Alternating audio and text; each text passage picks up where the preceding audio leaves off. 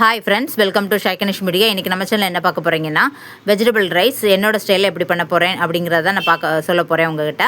இன்றைக்கி நம்ம பார்த்திங்கன்னா, ஒரு கைப்பிடி அளவுக்கு பச்சை பட்டாணியை நைட்டே நான் ஊற போட்டு வச்சுட்டேன்.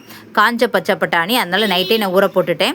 அப்புறம் ஒரு கைப்பிடி அளவுக்கு மீன் மேக்கரையும் தண்ணியில் ஊற போட்டு வச்சுருக்கேன். ஒரு வெங்காயம், ஒரு தக்காளி, ஒரு உருளைக்கிழங்கு, பீன்ஸு, ஒரு கேரட்டு, 5 பீன்ஸு, 2 பச்சை மிளகா எல்லாத்தையும் இந்த மாதிரி கட் பண்ணி எடுத்து வச்சுருக்கேன். இஞ்சி பூண்டு பேஸ்ட் எடுத்து வச்சுருக்கேன். கொத்தமல்லி கீரை, கருவேப்பிலை, தாளிக்கிறதுக்கு பிரியாணி இலை, பட்டை, லவங்கம், ஏலக்காய் எல்லாமே எடுத்து வச்சுருக்கேன்.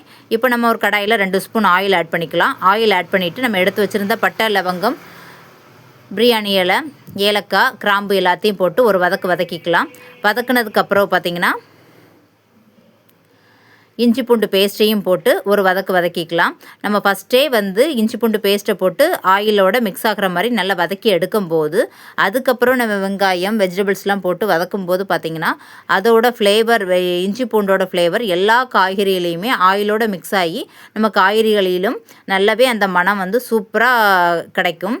நீங்கள் இந்த மாதிரி ட்ரை பண்ணி பாருங்கள். நம்ம எப்போவுமே வெங்காயம், வெஜிடபிள்ஸ் போட்டுட்டு அப்புறம் கடைசியாக இஞ்சி பூண்டு போடுவோம். ஆனால் முதலையே நம்ம இஞ்சி பூண்டு பேஸ்ட்டை எண்ணெயில் வதக்கிட்டு இந்த மாதிரி அதுக்கப்புறம் வெஜிடபிள்ஸை போட்டு வதக்கும்போது இஞ்சி பூண்டோட மனம் சூப்பராக ஃப்ளேவர் நல்லாயிருக்கும்.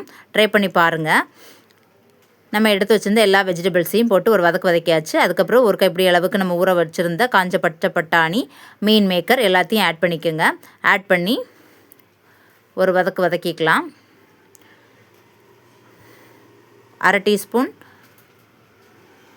காரத்தூள், 1 டீஸ்பூன் சிக்கன் 65 சிக்கன் மசாலா தூள், மல்லித்தூள், அப்புறம் தேவையான அளவு உப்பு, அப்புறம் ஒரு கைப்பிடி அளவுக்கு கொத்தமல்லி கீரை, கருவேப்பிலை எல்லாத்தையுமே ஆட் பண்ணிக்கலாம். தேவையான அளவு தண்ணி ஆட் பண்ணிக்கோங்க. நான் இன்றைக்கி 1 உலக்கு அரிசி ஆட் பண்ணுறேன். அதனால் 5 கப்பு தண்ணி ஆட் பண்ணிக்கிறேன். 5 கப் தண்ணி ஆட் பண்ணிக்கிட்டு தேவையான அளவு உப்பு கரெக்டாக இருக்கான்னு நீங்கள் செக் பண்ணிக்கோங்க.